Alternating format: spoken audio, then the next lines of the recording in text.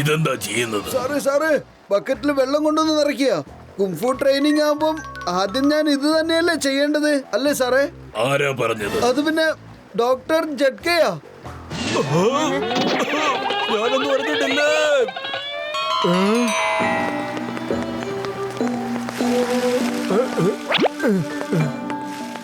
നോക്ക്, ഈ ബക്കറ്റിൽ ഞങ്ങള് വെള്ളം ഇങ്ങനെയാ നിറയ്ക്കുന്നേ.